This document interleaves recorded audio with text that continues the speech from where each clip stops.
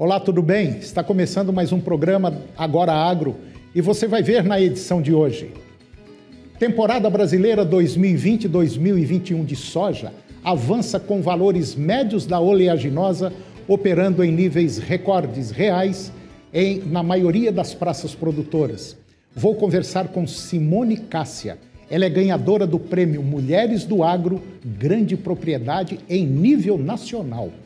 Vamos falar sobre o Reino Unido, que vai deixar a sua participação na União Europeia agora dia 31 de dezembro desse ano. E vou conversar também sobre mineração e seus desafios e inovações para a agricultura. O Agora Agro já está no ar.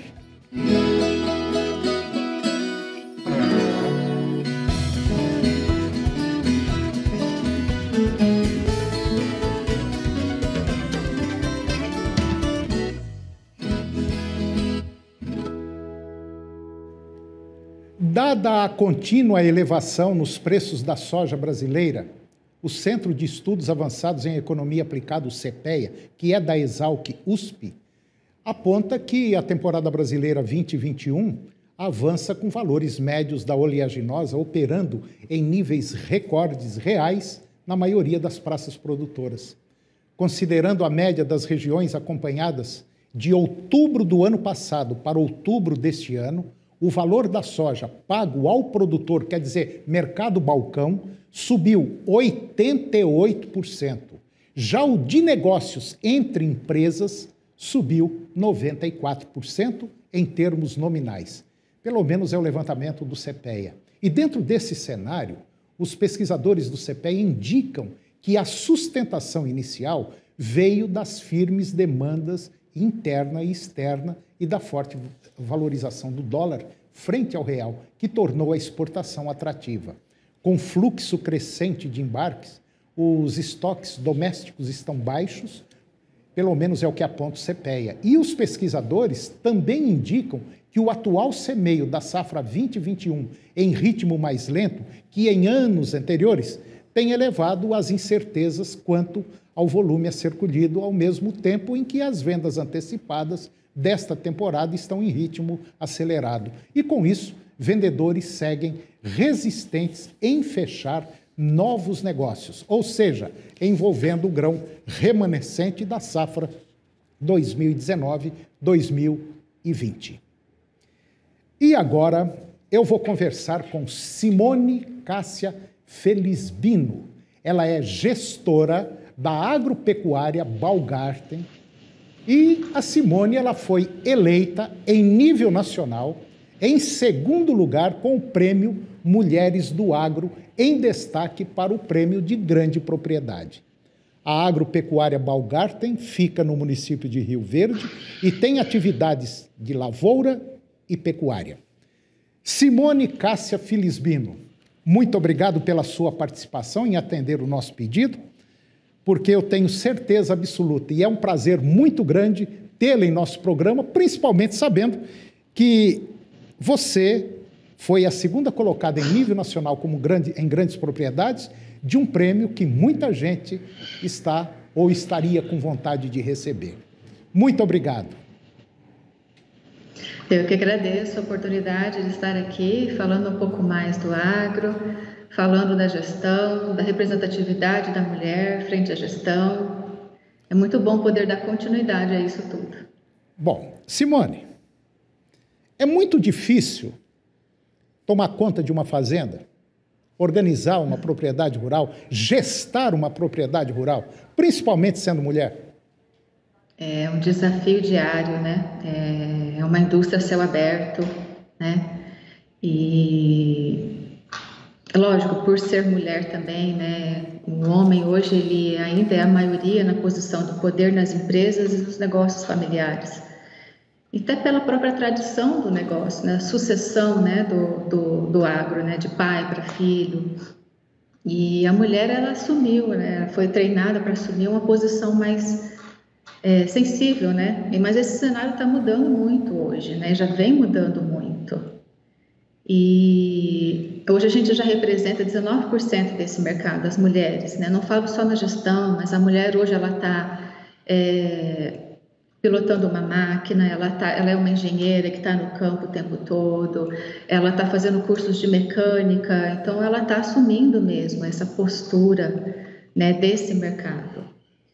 Ou seja, pela sucessão ou por opção, né? Então, isso é o que vem acontecendo, essa mudança, né? E o que a gente leva muito é essa questão da oportunidade, né? De transformar essas limitações em oportunidades para crescimento e propor esse cenário integrado e diverso entre homens e mulheres na gestão das propriedades. É muito difícil tomar conta de uma propriedade rural, de fazer gestão numa fazenda, sendo que o ambiente é mais reservado ao masculino do que ao feminino? É muito difícil. É bastante complexo os desafios, né? E a gente tem que sempre mostrar o profissionalismo, né? A postura pelo lado profissional, pela competência, né? Pelo aquilo que você entrega, pelos resultados. Eu fico observando, a gente conversa demais com produtores rurais, já estou nesse meio há mais de 35 anos, então mais ou menos a gente sabe como é que a coisa funciona. E eu fico imaginando tomar conta de uma propriedade rural, como no caso a Agropecuária Baumgarten, que é uma propriedade grande, que aí entra soja, milho, boi, enfim, um amontoado, vamos dizer, de coisas que tem que estar muito bem afinada com todo mundo lá dentro. Essa afinação, como é que a senhora faz isso? Como é que a senhora consegue juntar tudo isso e fazer a fazenda andar? Hoje, a fazenda, eu respondo pela parte administrativa, sou a gestora administrativa, mas nós temos os nossos pares, né, os nossos outros gerentes que respondem pela produção. Então, a gente adotou um modelo de gestão descentralizada, né, colocando as pessoas nos seus técnicas, as pessoas de gestão nos seus devidos na área de atuação, né? Então, hoje a gente conta com esses parceiros, o diretor, o tempo sempre muito participativo, que imputa essa cultura, né, de gestão compartilhada, e a gente dissemina isso para os nossos pares e para os nossos colaboradores. Levar a cultura, levar o propósito da gestão, né, do negócio em si, o produzir sim, mas não a qualquer custo. Então, tudo isso são as nossas premissas, né, para se fazer gestão hoje na propriedade. Eu imagino que não deve ser muito fácil, porque trabalhar em equipe hoje, ela tem que estar muito afinadinha. Ou seja, é mais ou menos como uma orquestra. Se alguém sair do tom, vai dar um problema muito sério. Plantar, todo mundo sabe que plantar, qualquer um planta. O problema é se vai colher ou não, e quanto vai colher. E eu acredito que na mão da senhora, essa parte administrativa não é muito fácil de tocar, não. Mas eu quero parabenizá-la pelo segundo lugar, e eu tenho certeza absoluta que outros prêmios virão. Desejo à senhora muito sucesso e que a senhora consiga alcançar aí, pelo menos, se não na sua totalidade, mas pelo menos uma boa parte dos objetivos. Muito obrigado pela sua presença. Gostaria de tê-la aqui mais vezes em nosso programa para a gente bater um papo, porque eu tenho certeza absoluta que serve para muita gente esse papel que a senhora faz na Agropecuária Baumgarten. Muito obrigado. Eu que agradeço a oportunidade. Precisando, estamos aqui, tentando disseminar aí essas informações. Muito obrigado e parabéns pelo prêmio. Agradeço. Obrigada. E depois do intervalo, nós vamos falar sobre o Reino Unido, que vai deixar a sua participação na União Europeia agora dia 31 de dezembro desse ano. E vou conversar também sobre mineração e os seus desafios e inovações para a agricultura. Nós voltamos já, é um minuto só.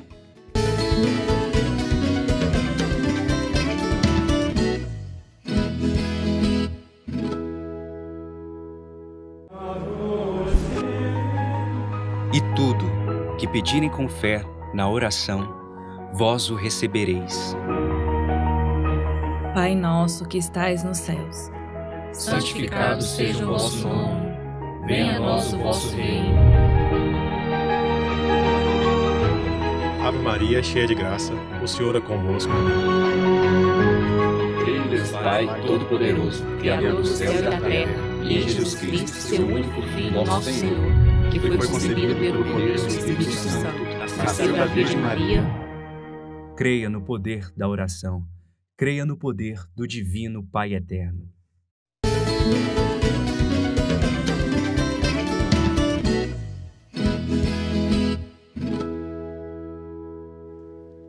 No próximo dia 31 de dezembro deste ano, o Reino Unido deixa oficialmente a União Europeia.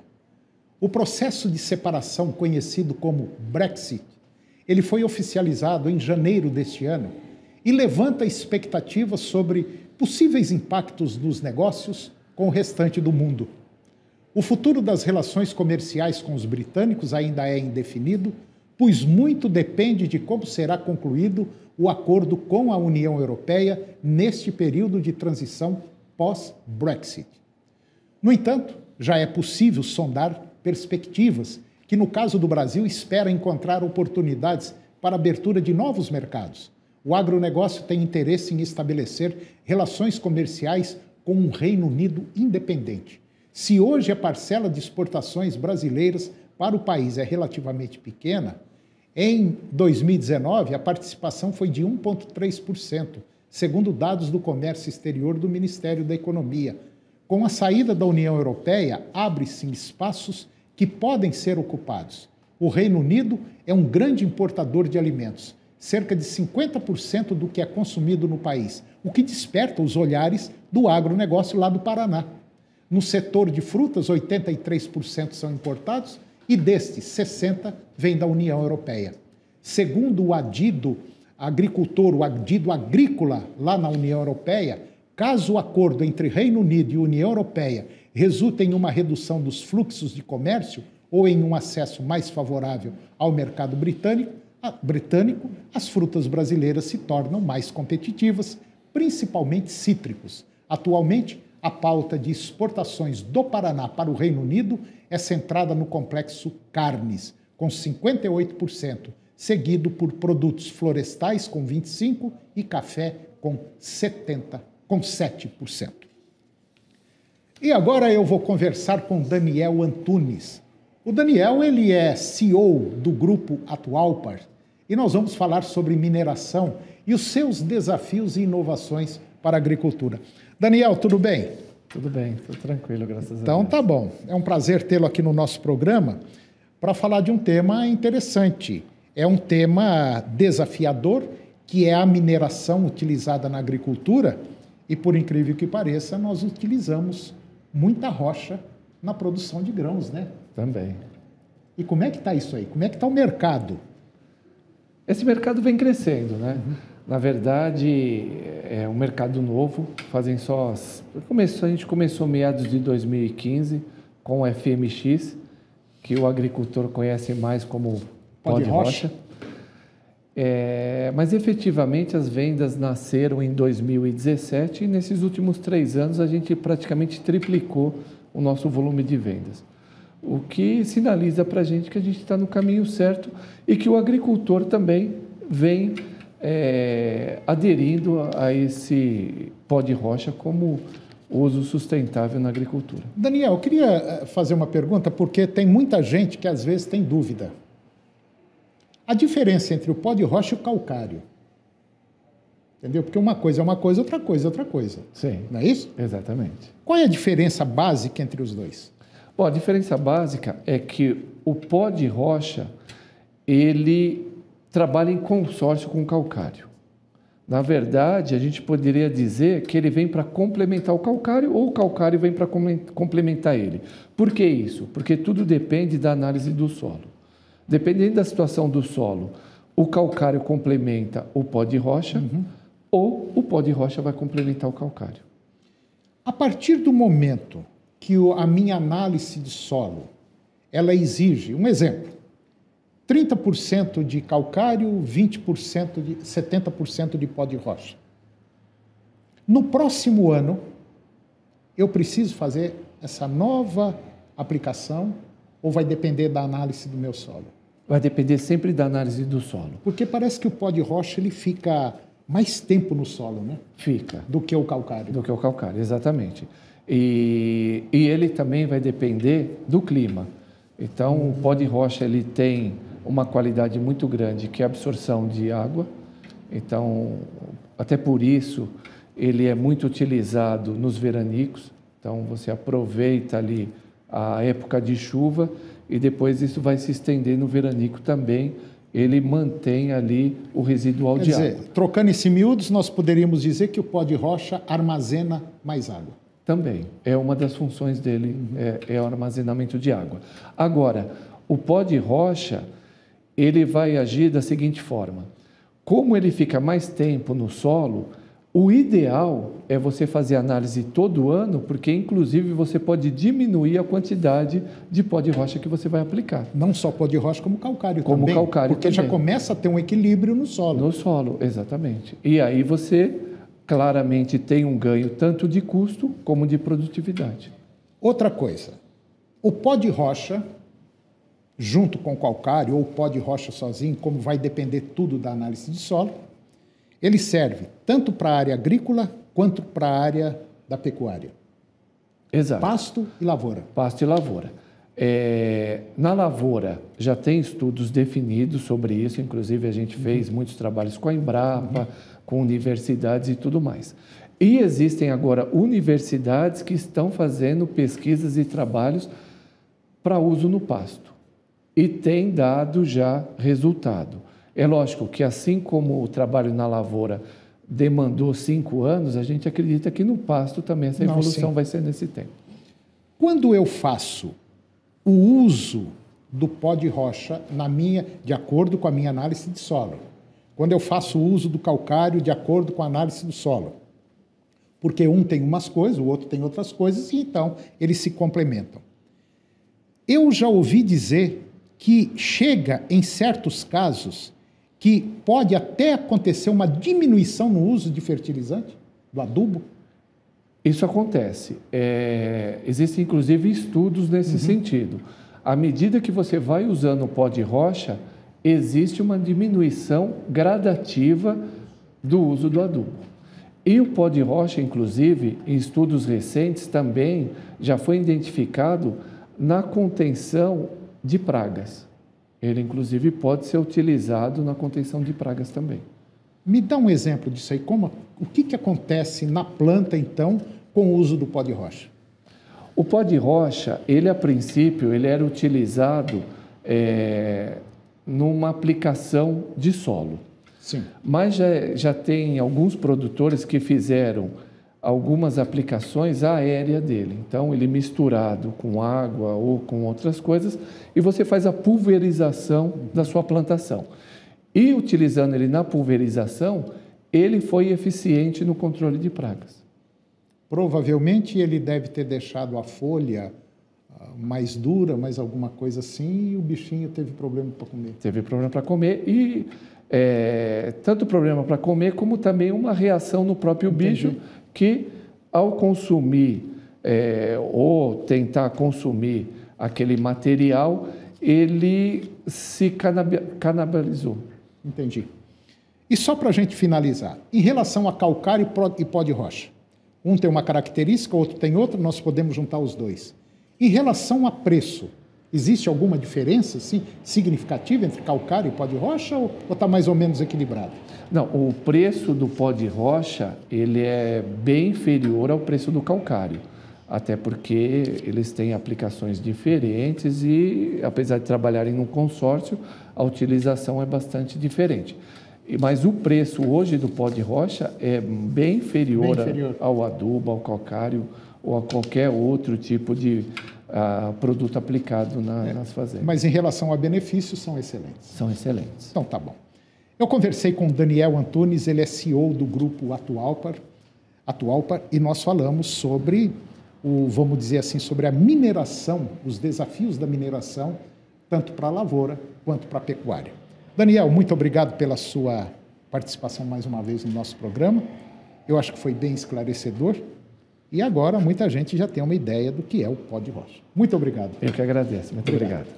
E o programa de hoje chegou ao fim, e eu termino com a seguinte frase: tentar e falhar é pelo menos aprender. Não chegar a tentar é sofrer a inestimável perda do que poderia ter sido. Um grande abraço, muito obrigado a você, que Deus nos abençoe e até o próximo programa.